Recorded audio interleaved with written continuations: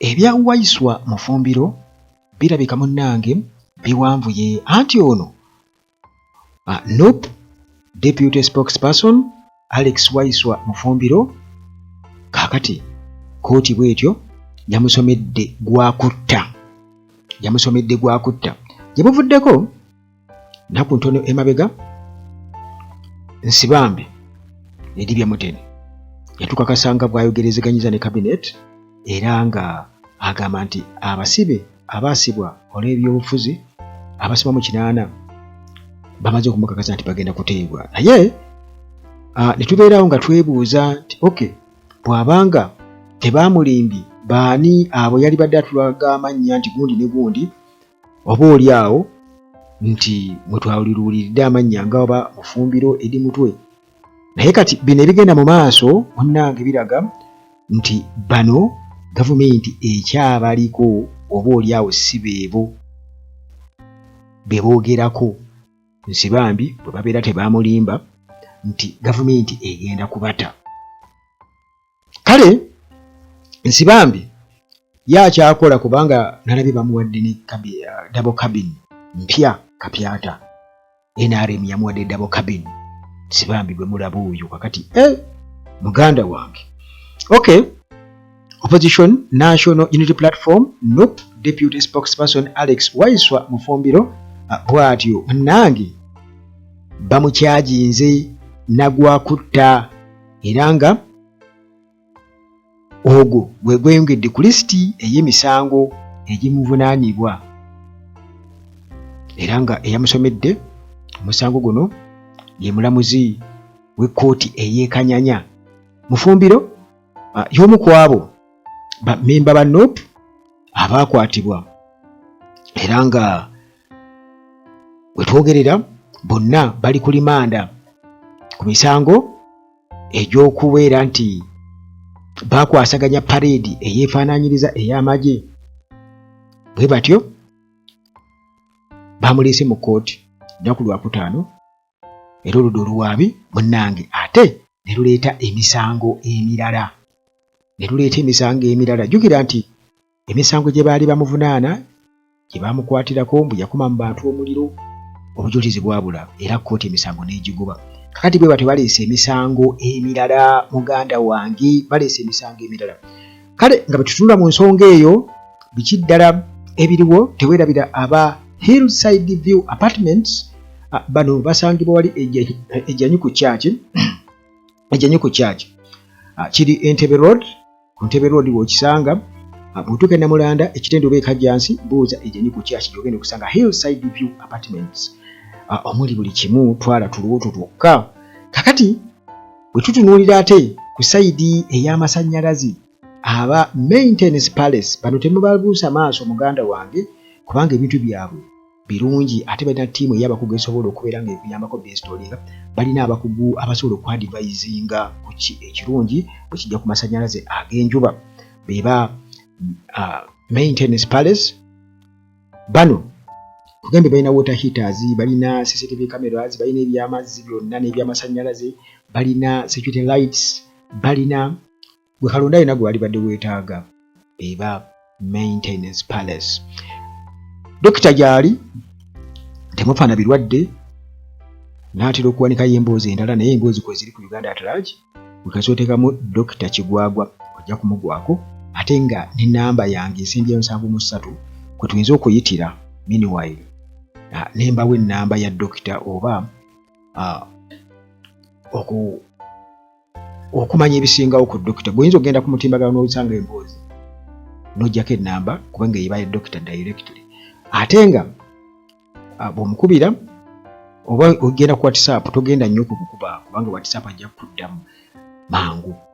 bw'onookuba ayinza obutakwata ayinza okuba ali busy munnange omulamuzi ng'olwo asoma charge sheet Chief Magistrate n'atugamba nti emisango gino munnange gyaliwo September Mufumbiro okuza emisango gino egy'obutemu egy'okutta nga 4 nedda mu mwezi bagambye September nga 4 2025 era nti gyaliwo ku office ya Nope Makerere Kavule wano mu Kampala district era nga munnange okusinziira ku musango guno gwe bamutaddeko bagamba nti batutegeezezza nti eno murder charge ate mbu teyali ku original charges ziri original charge sheet kugamba teyaliiko okugimusomera kati eno baleese endeete nga bamaze kukitegeera omusajja ayinza okuteebwa naye jjukira nti bano mu kusibwa baasibwa lwa byabufuzi bye babalanga tebakulimba nti oba ekintu ekirala kyonna balina omusango gwe bazza era yobulanga ensi yonna egamba mubate bagende kakati emisango giri gye basooka omuteekako egy'okukuba mu bantu omuliro baagimujjeereza olw'ensonga nti ye nga ye teyagyenyigiramu ng'omuntu kwegamba ogw'okubeera mu military style drills parade ezeefaananyiza ey'amagye ebiz'amagye nti ye nga takuba parade ye ng'omuntu era ng'abeera mu bibye aba alina emirimu mirala gyakwasa lenzi ez'ekibiina kakati okumugamba nti nno yeetaba mu military drill eyo oba drills ze bakola wonna wonna kyali nga si kya bwenkanya kakati munnange zaalina ku z'omwezi nga 12 zijjukira 2025 wali ku kibiina kya NUP headquarters Makerere Kavule yali birthday ya Robert Kyagulanyi Ssentamu era yali surprise munnange ye yavaako ebyo byonna ne batuuka n'okujja okubeera nga baaza ekitebe kati oludda oluwaabi lugamba nti eno parade y'ekika ekyo efaanana ey'amagye ate nga tebikkirizibwa wano era Minister wa Internal Affairs oba olina okugenda okufuna olukusa singa oba ogenda kukola parade efaanaganako bwetyo n'ogenda wa Minister owa Internal Affairs era nti kino okukikola baba togenzeeyo oba okuntanye n'amateeka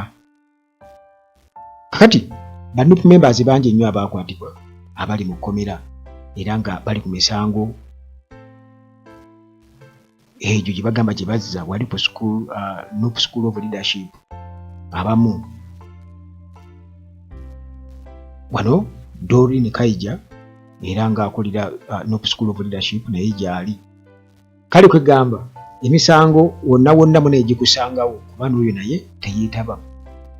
mu military drill naye kirabika ndowooza nga bagamba engeri gyakulira essomero erisomesa abantu okubalabusa mu byobufuzi erya NUP kati omukulu waliwo katulikwate era baali baagala bakwate ba deputy president si wonna ne president Robert Kyagulanyi Ssentamu bamukwate kati olwo bamusomera egy'obutujju naye okubala ekiri nti munnange tebamanyi wawaali era kati bazidriga batanze okubeera nga babata Jolly Western Uganda bamuta Muwanga Kivumbi akyaliyo Nambeshe ye ali wabweru takwatibwanga okay kati abaakwatibwa abalala kuliko Sauda Madada Calvin Tasi betumanyi nga Bobby Giant era nga bano bonna babadde bamaanyi ku kitebe wali NUP bodyguard Edwin Serunkuuma wamu ne gwetumanyi Edwin Serunkuuma gwetumanyi nga Eddie King waliyo Kabejja waliyo Sharif Yasini Nyanzi Tony Kaweesi bangi munnange abali eyo era nga bano